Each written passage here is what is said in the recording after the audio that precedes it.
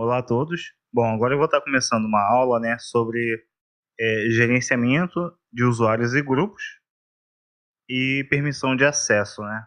Eu acabo colocando tudo no mesmo pacote, até para quando você for trabalhar, né, com permissões relacionadas a ACLs, né, a Access Control List, para que você tenha uma noção, né, de que você vai acabar tendo que trabalhar em conjunto, né, o sistema de permissões, tanto para usuários, quanto para grupos, quanto para permissões de acesso.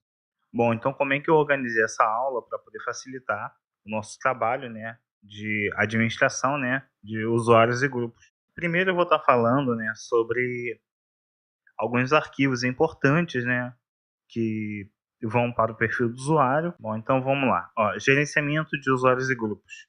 Bom, o conceito, né, de usuários e grupos, né, e seus arquivos, né. Quando um usuário efetua login, um ambiente é criado. O ambiente consiste em algumas variáveis que determinam como o ambiente do usuário é usado. Uma dessas variáveis, por exemplo, é a variável path, que define, né, uma lista de diretórios que devem ser pesquisados, né, quando o usuário digita um comando. Para construir esse tipo de ambiente de usuário, alguns arquivos desempenham um papel importante. Por exemplo, o /etc /profile, eu vou dar um last /etc /profile. Ele é usado para configurações padrão para todos os usuários ao iniciar um shell login, né? Também existe o /etc /bash rc. Eu vou dar um last /etc /bash rc. É usado para poder definir padrões para todos os usuários ao iniciar um subshell. Outro arquivo importante que fica dentro do perfil do usuário, dentro da pasta home do usuário, é o .bash_profile. Você pode dar um last til /bash_profile para poder verificar, né, esse arquivo dentro do seu diretório pessoal. Nesse arquivo nós encontramos configurações específicas para um usuário, né, um aplicativo, ao iniciar um shell, né, durante o login. Essas configurações, às vezes, de aplicativo, alguma coisa específica que você adicione ali, ele vai aparecer no momento, né, do que você fizer o login. E dentro também, né, do diretório pessoal, né, do usuário, também existe o .bash rc. Eu vou dar um last til /bash rc. Configurações específicas para um usuário aplicativo ao iniciar um subshell. E basicamente, resumindo, né, esses 4 arquivos, né, ao efetuar login, os arquivos são lidos, né, nessa ordem, e as variáveis e outras configurações definidas nesses arquivos são aplicadas.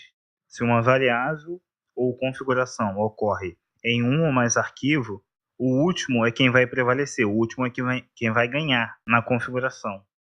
Agora, como tais arquivos são criados no seu diretório home, né? Na verdade no seu diretório pessoal, seu ou de qualquer outro usuário, eles na verdade são copiados do diretório skeleton, ou esqueleto, né? Que é o diretório /etc /skel. A gente pode dar um ls -lah/etc/skel e nós conseguimos, né, visualizar os arquivos dentro desse diretório, que é o .bash_logout, o .bash_profile e o .bash rc. Assim que o novo usuário é adicionado no sistema, se ao criar essas contas de usuário, você adicionar, né, a opção, por exemplo, no user add, a opção "-m" minúsculo, ele vai criar, né, o diretório pessoal do usuário. Se você usar a opção "-m" maiúsculo, ele não cria o diretório pessoal. Então, quando você usa, né, o user add "-m", ele vai copiar os arquivos, né, do diretório skeleton, que é o diretório /etc /skel. Um outro arquivo muito importante na administração de usuários dentro do Linux é o arquivo que fica em /etc /passwd. Eu vou dar um last etc/passwd. Como você pode ver, para definir uma conta de usuário, diferentes campos, né, são usados em /etc/passwd. Os campos são separados, né, por 2 pontos. Bom, o campo, né, o primeiro, né, que é o username, né, ou nome de usuário, este campo, né, é exclusivo para o usuário. Os nomes dos usuários são importantes, né, para corresponder um usuário, e senha, né, que é armazenada separadamente em /etc/shadow. Só lembrando, né, que no Linux não pode ter espaços no nome do usuário.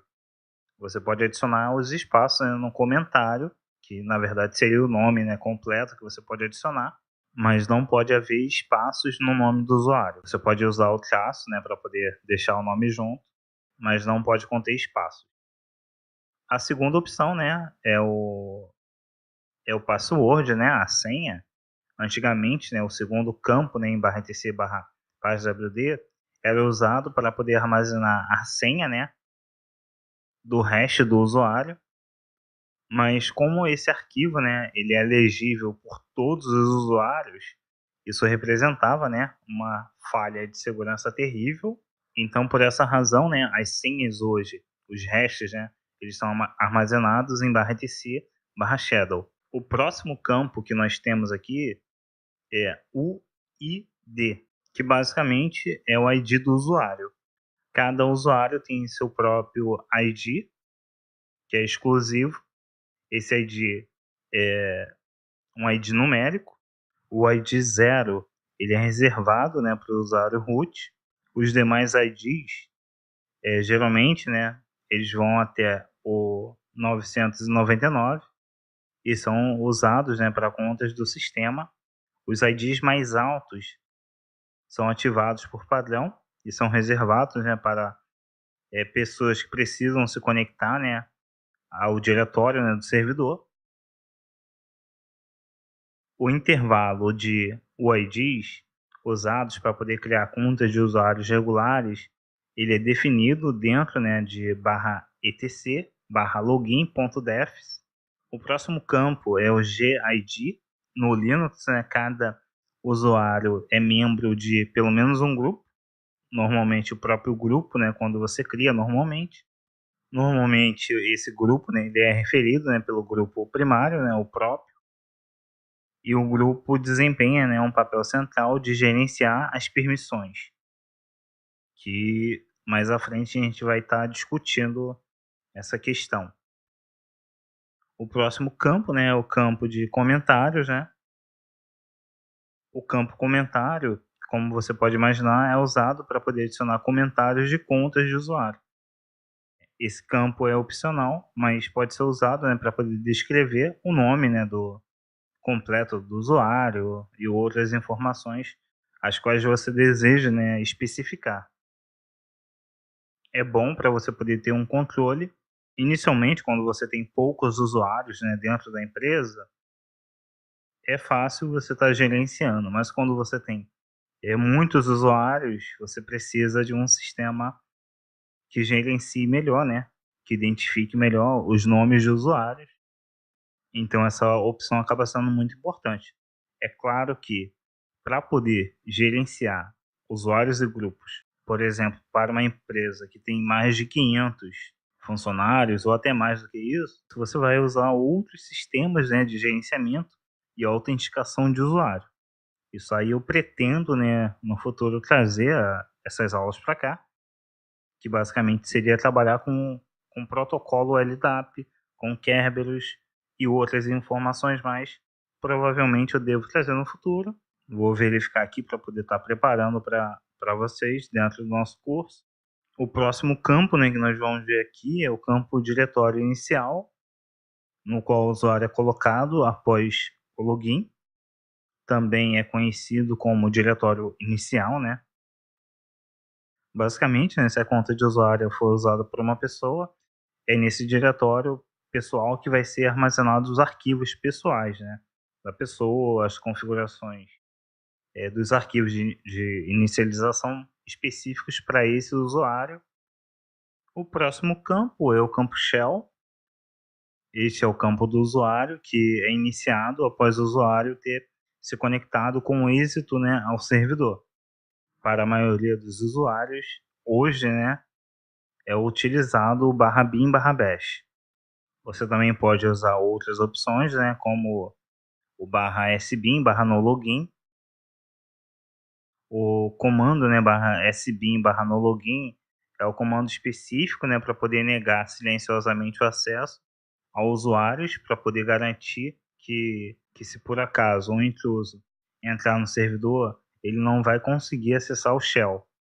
Você pode criar um arquivo /etc/nologin.txt que contenha uma mensagem que será exibida quando o usuário que possui o /sbin/nologin como seu shell, né, tentar efetuar login.